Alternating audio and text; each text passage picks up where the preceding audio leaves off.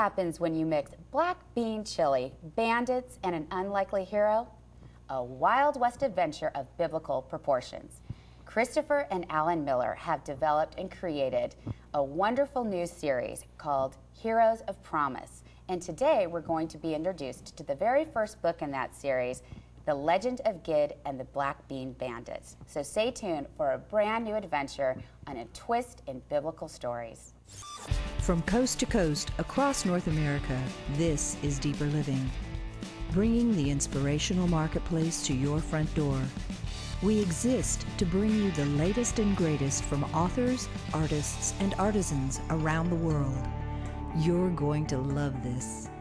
Hello and welcome to Deeper Living. I'm your host, Merity Book, and today we are so privileged to have Christopher and Alan Miller, two brothers who literally grew up in a Bible bookstore and have just been so inspired by what they saw and what they didn't see on the shelves. And so today we're going to hear their story and also this fabulous new series that they have launched with just the most fantastic, kind of crazy and creative minds. So welcome so much today. It's such a pleasure for us to have you on our show. Thank you so much. And Christopher and Alan. Yes. And before we sort of jump into this series, I want our viewers to sort of get to know you because this is brand new. This is the first book that you've published. Yeah. And it's not just going to end with the one book in the series, but also you guys have a fabulous website and just all these wonderful things that are really going to sort of surround the launch of this series. Yeah. So Christopher, why don't you start and sort of talk about your childhood and kind of the influences that played really in bringing you guys where you are today. Absolutely, like you're talking about, we did pretty much literally grow up in a Christian bookstore from the day I was born.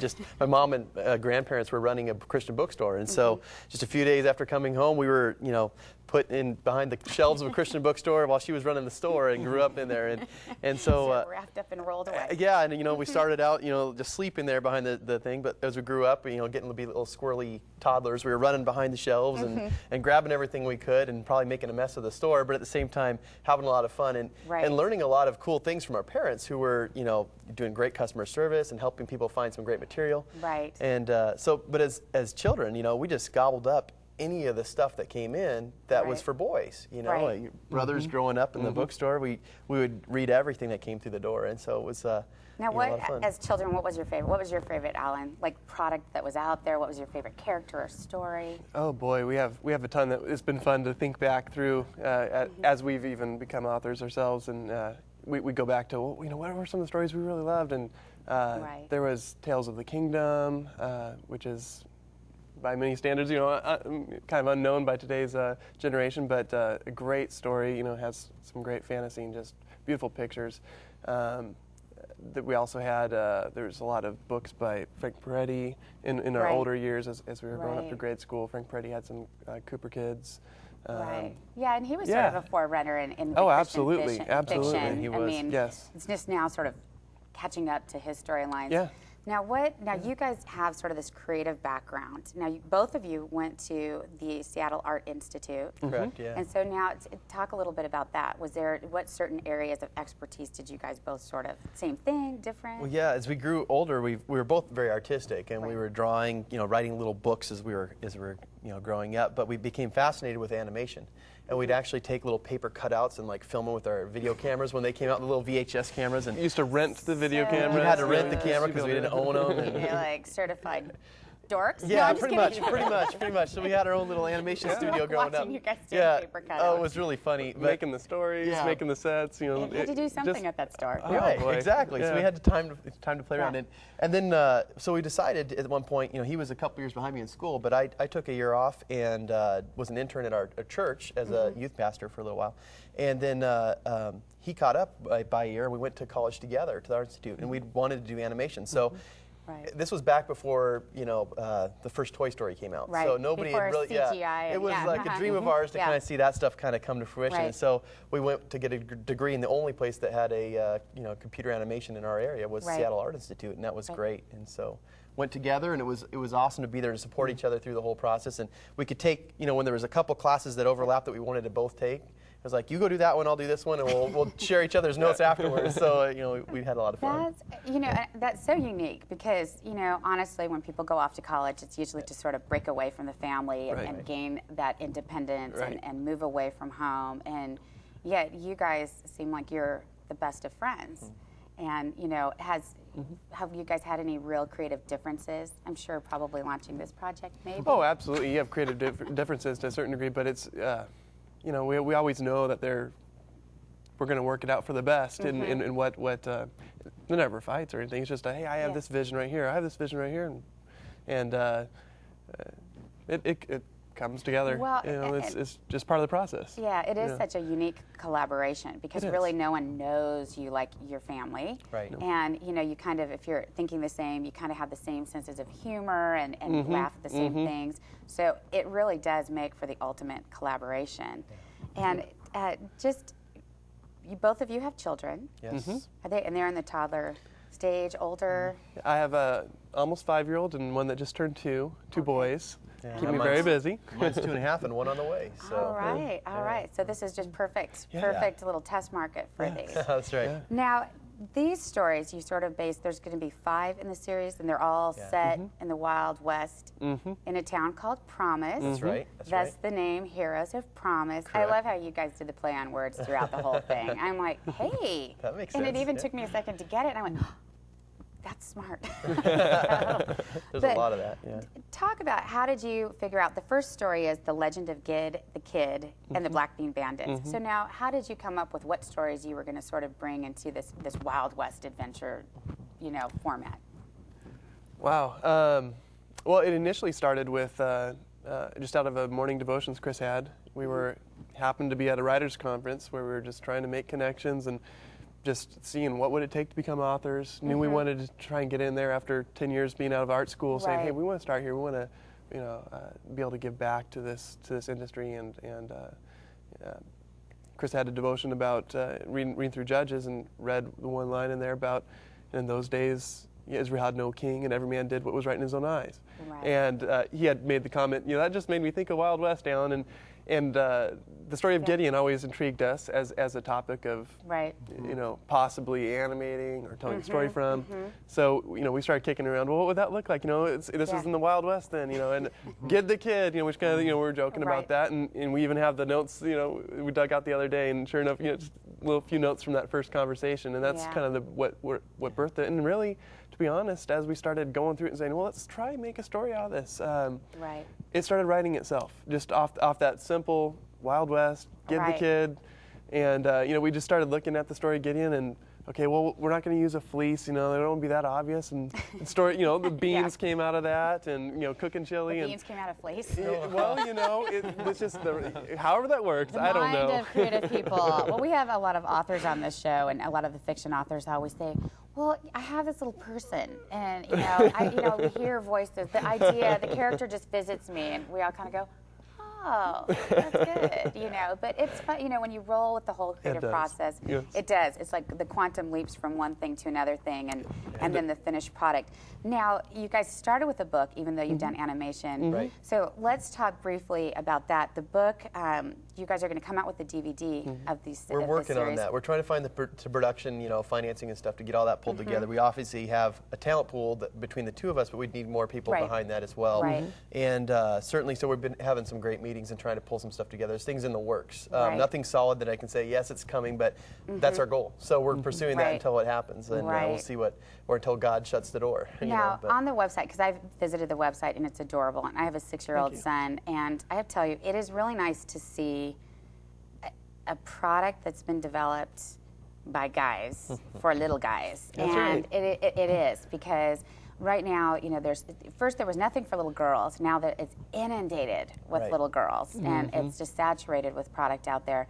And all of a sudden, the pendulum swung the other way, and now there's kind of not a whole lot for boys. I mean, you have sort of the superhero figures and some of those that we've seen, and those are great. They're wonderful, but it doesn't, to pull it up into this day and age, and these kids that are so already immersed in technology and getting onto the internet, and I mean, Griffin's probably been on our computer since he was 4, and you know that's how he learned how to spell his name, so he could type in his password. You know, and it's like, and that hit me one day. I was like, oh my goodness, this is just wild. You know, they're typing in kindergarten. You know, and it's just amazing. But you have to do something interactive with these kids that pulls them in a way that is really going to keep their attention, and especially for boys, because their attention is about this long. I mean, if it's not, there's no action, or if there's not something else involved, or if there isn't some sort of activity or a problem to solve,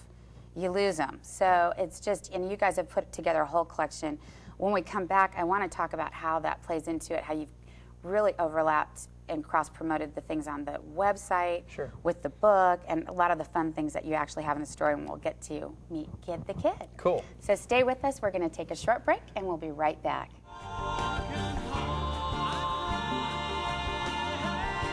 Hi, I'm Steve Deal. I'm here with Ryland Angel. Hey, Ryland, how are you? Very well, thanks, mate. Great.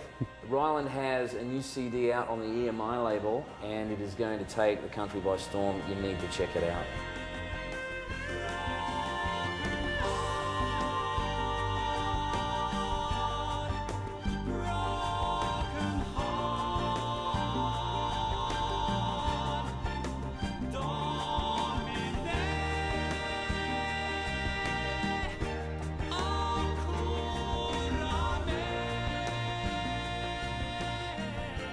Check it out at www.DeeperLiving.com. And welcome back to Deeper Living. If you're just joining us, we've been visiting with the Miller brothers, Christopher and Alan, and discussing their brand new series, Heroes of Promise. And the first book is Gid the Kid and the Black Bean Bandits. And this is just such a fun book. And we were talking earlier, gentlemen, about how you've pulled in the story of Gideon, which, see, that was another play on words that it took me a second to figure out. I'm like, oh yeah, Gid, how they shortened it. You know, one of those things where, moments where it all makes sense. Once, I won't say a blonde moment, but it was like one of those moments where I went, oh, duh. So, but let's talk about this. We kind of left before the break really talking about the website and how you pulled in all these interactive features for the kids in this day and age. But let's talk about this story, because the basis of this story was based on Gideon and sort of this whole unlikely hero, and how Gid the Kid is sort of put into this position where he's called to literally stand up for himself. Right. So Alan, why don't you walk us through the story of the Black Bean Bandits? Story of the Black Bean Bandits. Yes. So Gid is your typical 12-year-old boy. Actually, maybe he's dealing with issues. Kind of backstory is trying to be. He's probably just he's having trouble standing up for himself. And throughout this story here, the town of Promise wins the best chili in the West, and that's like, wow, great for the town. They're all excited. But then news of the Black Bean Bandits comes out that they're around the area, strikes some fear in the hearts of the town, and. Because they're going to steal their chili. They'll come and steal those chili. That's what they're known for. They are the chili stealers. And so, of course, in the West, nothing's more precious than your chili. So, sure enough, the next day, high noon comes. High noon's got to be in the West. And they come, they take those beans. Everybody's afraid. Right. They just kind of let that go, and there's a sign left there saying, beware, we're the Black Bean Bandits, and, strike fear in their hearts type thing. And the town goes with it. They're afraid, genuinely afraid. Yeah, they terrorize them. It's kind of their... That's right. The mayor even says, we need a sheriff. Somebody stand up, but he's not going to be the one to do that, because, of course, he's just there to go with the people. Right, right. So it's left that way, and Gid himself, just as in Gideon does in the Bible, finds a place to kind of go hide, and he's out in the mines with his chili until the White Rider comes and challenges him to stand up, to be the sheriff. And a 12-year-old boy be the sheriff, no one else in town is brave enough to do. It's a tall order to make. So of course he's got questions about that. And this White Rider is sort of this character. The town's aware of it, but they don't really know where he comes from and that's where right. he goes. He's got a bit of mystery about him. And so that's Gid's not so sure about that, and he challenges, are you really who you say you are? And you got to show me. And the story has a clever way of showing how he reveals himself to Gid as a White Rider. And that's enough for Gid. Once he knows White Rider's going to be with him, he takes that badge, he challenges the town, takes down the sign from the bandits, and says, let's get out there and do this. Let's ride, let's ride and capture these bad guys. We got to stand up. Right. Takes the call, and of course, if you know the story of Gideon, as Gideon had collected his army, went out with thousands. God said, "That's too much. You've got me on your side. That's too much," and kept whittling them away. And so there's some real fun ways that in our story that translates into the. I found them very humorous. Yes, So it's it's just a fun read when you know the story. It's a great story on its own, but when you know it in context with the Bible, it's a fun and read. It pulls it together. I'm going to hold this up for our viewers because I want to sort of walk them through so they understand what you guys have done. And you've walked us through the story, but I'm going to point to the very last page. And because what you've done is you've pulled in a biblical story and you've tied it in to, this town of promise and what's going to happen in that. But on this back page, and I'm not sure if we can even really get a close up, but this is sort of the pondering points. And you've created this section that literally has questions that really, as a family, you can sit down and ask your children and really start to open up sort of a dialogue. And this one really is centered around how to stand up to bullies, how to stand up for yourself and stand up for what you believe in. And then down here, you have a section called the Roundup, and you've got a quote and some different things. But then this was my favorite part. For the truth behind the legend, the truth. The truth. And you've directed them to judges, to the story of Gideon, which is just a fantastic way of marketing. Of course, you have the recipe for the black bean chili. The black bean chili, you got to have that. Apparently, it's not a secret anymore. Well, that's right. That's right. You have the best in the West right there. So, and then you've pulled in this little gecko, and he kind of shows up throughout the whole book. Well, he's hidden. There's 24 of them. 24. Okay, you guys, they're tiny.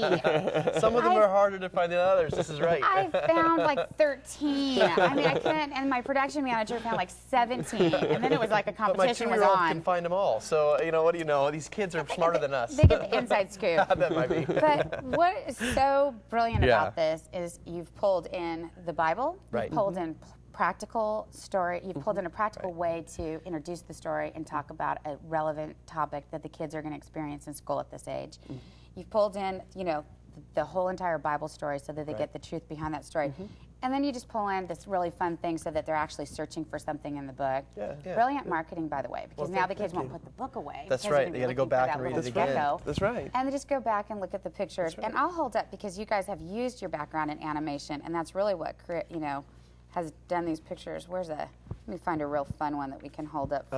I love this one right here too, with him just pondering his is he going to stand up or not? He's got the badge, the sheriff's badge in his hand there, and just like, what do I do? And and it's all lit up. I think we can all relate with that badge. moment, where it's like God has asked you to do something, right? And that's the moment of, am I going to do it or not? And so that's there. And the light's shining. The light's shining. It's a little magical, something fun. This is the moment. That's Make right. that decision. But it's great because it does direct the kids sort of in the direction that they go. And from this, they can sit there and think, I can be a hero. I mean, I can do this. These are everyday practical things. I can tell that little kid in kindergarten to just, knock it off. Right. But that's, and to stop doing that. I don't like that.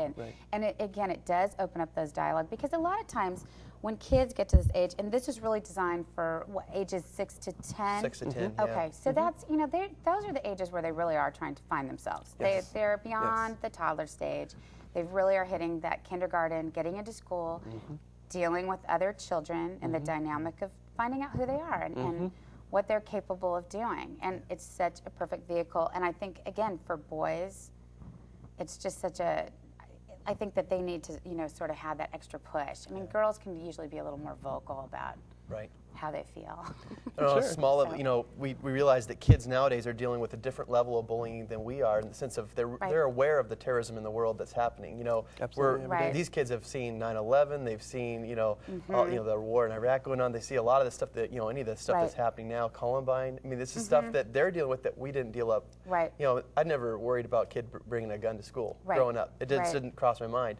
So there's a whole other level of bullying that's going to be going on, and Right. you know, a sense of fear or that, and helping them get to the point where they have to do the right thing, no matter how hard Right. or unpopular it is. You know, that's not what you base it on. You just you stand for what's right, and it may be scary. Right. But there's, you know, helps them deal with some of that, I guess. you know. Yeah, absolutely, absolutely. And that's, you know, and I think, again, pulling in the use of the web, and talk about the website, some of the things that you guys have on that website. Yeah, well, heroesofpromise.com is kind of a fun book series website you can go to. And on the site, you can get a you know, little join the posse type section where if you join up, you'll actually be able to see the creation of our next book, which is kind of fun as well, so they can be a part of that Right, process. they get the little preview. Yeah, a of little that. preview of the Yeah. next one coming. But there'll be games on there for the kids to play. There's a meet the characters section where you can kind of get a little bit of the backstory in each of the characters, and Right. some fun stuff. You can even flip through the few pages of the book, you know, kind Yeah. of virtual book Yeah, right there. that's what I did. Yeah. And for you, since you couldn't find all the geckos, there's even a gecko sightings kind The of spot answer that guide. gives Oh, gives you there's an some answer guide? gives you the Yes. highlights out the Oh, different you should ones. not have told doesn't me. doesn't Yeah, give you now the you- whole thing. You still have to look through the pages, Yeah. but No, I won't it'll look. help you. I'll be on the. It'll help you. Yeah. One other thing that we've put on the looking for. website is we've hidden ourselves somewhere on the website. The Miller Brothers, you know, so in the back of this book it says reward offered, and if you That's can right. find us on the website heroesofpromise.com, you're entered into a drawing for the first book on the next one. So we'll actually mail First it to one you off the press, we'll say. autographed from the That's author. great. So, Now, we're going to actually have to cut to another break, but when we come back, I want to talk to you guys about about the website and how you guys have really sort of pulled all of this together into this series, and you know, the creation of the site and the creation of the marketing and the characters, and we can talk a little bit more about that. Cool. So stay with us, and we'll be right back with the Miller Brothers. Award-winning designer Deborah Bordeaux brings you her For You Designs collection, made in sterling silver with crystal and semi-precious gems. Each item comes uniquely gift-packed with an exclusive poem inspired by the Word of God. This collection is themed by life events: friendship, love, praise, remembrance, and even salvation. The perfect reminder of God's promises for yourself or for a cherished friend or family member. With the For You Designs collection, you will never be at a loss for words.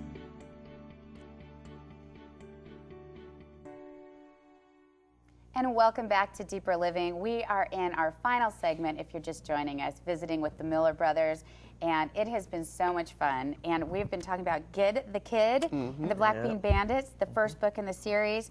And we left kind of talking about the website.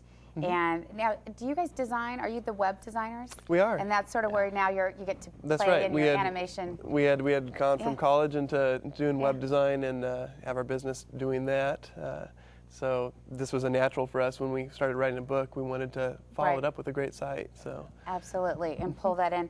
Now, let's talk a little bit about, you know, you're starting this book. You've got the first book started. You're tying it all in. What are some of the plans? When's the next book come out? What are some of the plans for the we've been blessed future? with Warner Press. They've been able to sign up for the 4 books initially, and now we're Right. expanding to a 5-book deal. And they've committed to every 6 months releasing another one. So January of this year, Wonderful. next year, 2008. Will be the next book will be coming out, and that's 10-Gallon Sam and the Perilous Mines. It's the story of Samson. So and the lesson learned there is don't let your head get too big for your hat, kind of a thing of type of approach to it. But yeah, so it'll be really fun. And then we have a couple more in the series already planned. Bad News Joe and Right. the Terrible Twister, which is the story of Jonah without any water and no Okay. whale. So in a Western scene. In a Western. Yeah, Oh, it'll be set in kind that of tricky. See Western how that's town. right. Yeah, and then the last one is Knee-High Guy and the Ghost Town Goons, which is Nehemiah. He comes back and the town's abandoned, and it's a story of perseverance in rebuilding that town. So. Right. Oh, that's Yeah. wonderful. Well, I'm sure now, has Warner sort of let you guys just sort of kind of do your thing and Yeah, go crazy yeah. with this? And Absolutely. Let us know when we great go a little collaborative. too far. Yeah. There's just pull you guys back. yeah, in. pull us back. We're a little too creative sometimes. Some people might not go for that, but Yeah. But they've been great partners for us, and they're very excited about the whole series. So as are we.